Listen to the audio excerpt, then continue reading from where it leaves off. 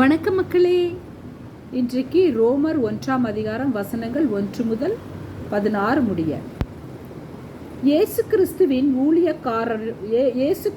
ஊழியக்காரனும் அப்போஸ்தலனாகும்படி அழைக்கப்பட்டவனும் தேவனுடைய சுவிசேஷத்திற்காக பிரித்தெடுக்கப்பட்டவனுமாகிய பவுல், ரோமபுரியிலுள்ள தேவ பிரியரும் பரிசுத்தவான்களாகும்படி அழைக்கப்பட்டவர்களும் ஆகிய அனைவருக்கும் எழுதுகிறதாவது: நம்முடைய பிதாவாகிய தேவனாலும் கர்த்தராகிய இயேசு கிறிஸ்துவினாலும் உங்களுக்கு கிருபையும் சமாதானமும் உண்டாவதாக.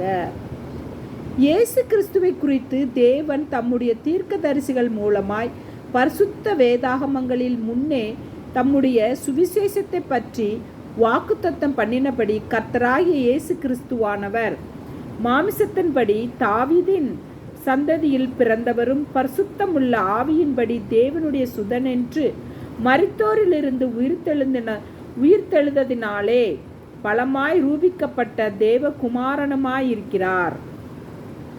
அவர் சகல ஜாதிகளையும் அவர்களுக்குள் இயேசு கிறிஸ்துவினால் அழைக்கப்பட்டவர்களாகிய உங்களையும் தமது நாமத்தின் நிமித்தம் விசுவாசத்துக்கு கீழ்ப்படிய பண்ணும் பொருட்டு எங்களுக்கு கிருபையையும் அப்போஸ்தல ஊழியத்தையும் அருள செய்கிறார். உங்கள் விசுவாசம் உலகமெங்கும் பிரசித்தமாகிறபடியினாலே முதலாவது நான் உங்கள் எல்லாருக்காகவும் இயேசு கிறிஸ்து மூலமாய் என் தேவனை ஸ்தோத்தரிக்கிறேன். நான் ஜெபம் பண்ணும் போதெல்லாம் இடைவிடாமல் உங்களை நினைவு கொண்டிருக்கிறதை குறித்து தமது குமாரனுடைய சுவிசேஷத்தினாலே என் ஆவியோடு நான் சேவிக்கிற தேவன் எனக்கு சாட்சியாயிருக்கிறார். நீங்கள் ஸ்திரப்படுவதற்காக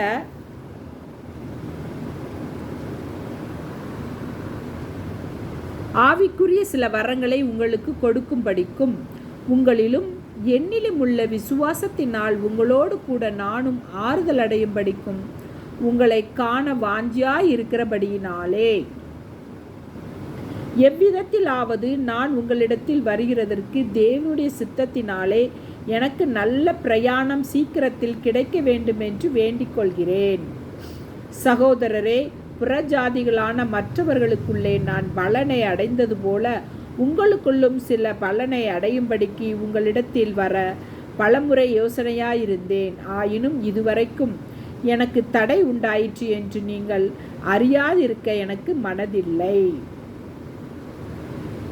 கிரேக்கரும் மற்ற அந்நியர்களுக்கும் ஞானிகளுக்கும் மூடருக்கும் நான் கடனாளியாயிருக்கிறேன். ஆகையால் ரோமாபுரியில் இருக்கிற உங்களுக்கும் என்னால் என்ற மட்டும் சுவிசேஷத்தை பிரசங்கிக்க விரும்புகிறேன். கிறிஸ்துவின் சுவிசேஷத்தை குறித்து நான் வெட்கப்படேன். முன்பு யூதரிலும் பின்பு கிரேக்கரிலும் விசுவாசிக்கிறவன் எவனோ அவனுக்கு ரட்சிப்பு உண்டாகுவதற்கு அது தேவ பலனாய் இருக்கிறது. ஆமென். மக்களே, வீடியோ பிடிச்சிருந்தா லைக் பண்ணுங்க, ஷேர் பண்ணுங்க, சப்ஸ்கிரைப் பண்ணுங்க. தேங்க்யூ.